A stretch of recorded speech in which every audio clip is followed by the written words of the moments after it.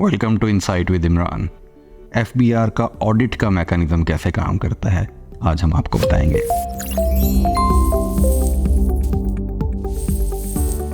आप अपनी tax returns file करते हैं सेल्फ असेसमेंट स्कीम के तहत, यानी आप अपनी आमदन, अपने अखराजात और अपना नफ़ा खुद मुतय्यन करते हैं, खुद से फाइल करते हैं।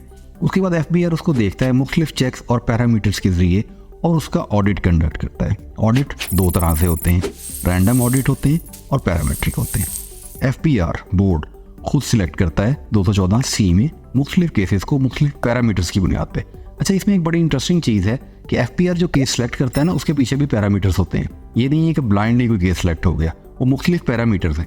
इस पे लाहौर हाई कोर्ट में एक दफ़ा ऑडिट सिलेक्शन चैलेंज हुई तो लाहौर हाई कोर्ट ने एफबीआर को इंस्ट्रक्शंस दी कि वो पैरामीटर्स भी टैक्स पेयर को बताएं, जिसकी बुनियाद पे उसको केस सेलेक्ट हुआ ताकि वो नेक्स्ट केयरफुल हो। तो एफबीआर का जो ऑडिट सिलेक्शन का मैकेनिज्म है 214C सेक्शन डील करता है, जिसके तहत कंप्यूटर बैलेटिंग के जरिए आपका ऑडिट सिलेक्ट होता है। लेकिन मैंने आपको बताया उसमें भी पैरामीटर्स होते हैं। इसके अलावा कमिश्नर के पास पावर है, सेक्शन 177 में वो आपका ऑडिट कॉल कर सकता है। उसके बाद 176 में वो आपका रिकॉर्ड मांग सकता है। इसमें सबसे ज़्यादा देखने वाली चीज़ क्या है? देखने वाली चीज़ ये है कि आप इन नोटिस का प्रॉपर तरीके से रिकॉर्ड के साथ रिप्लाई करें ताकि आपके खिलाफ रिकवरी प्रोसीडिंग ना शुरू हो। अदरवाइज एफबीआर ये करता है कि जितनी आपका डाटा उनके पास मौजूद होता है वो बैंक से लें, बैंक स्टेटमेंट की क्रेडिट साइड उठाएं या कोई सेल परचेज एक्टिविटी लें या इवन एस्टिमेटेड बेस के ऊपर भी वो आपके एक्सपेंस डिसअलाउ कर देंगे या आपकी इनकम इंक्रीज कर देंगे और आप पे टैक्स लगा देंगे।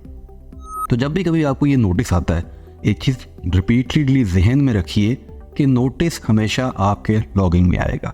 इनकम टैक्स के जितने नोटिस हैं वो आपके IRIS के लॉगिन में आएंगे और आपको SMS और ईमेल की शक्ल में उसकी इंटीमेशन मौसूल होगी कि आप अपना लॉगिन चेक करिए, आपके खिलाफ कोई नोटिस इश्यू हुआ है या उसका रिमाइंडर आया है या उसका इवन ऑर्डर भी हो गया है।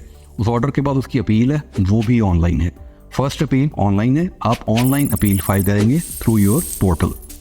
जितने भी ऑडिट के पैरामीटर्स हैं, ऑडिट पैरामीटर्स क्या हैं? ऑडिट पैरामीटर्स डिटरमिन कर दिए गए हैं। बताया गया है कि ये चीज़ें अगर आप करते हैं तो आपका केस वुलनरेबल होता है फॉर सिलेक्शन ऑफ ऑडिट।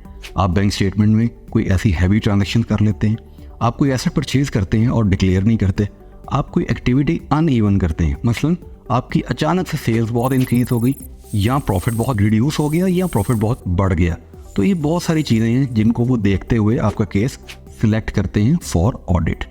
तो ऑडिट 170 का हो, 176 का हो, कोई भी नोटिस हो, उसका प्रॉपर तरीके से जवाब दीजिए और अपना रिकॉर्ड प्रेजेंट करिए ताकि आप हैवी रिकवरीज और नोटिस और पीनल एक्शन से महफूज रह सके। What penal actions FBR can take against you in non compliance of these notices, so you can click on this link.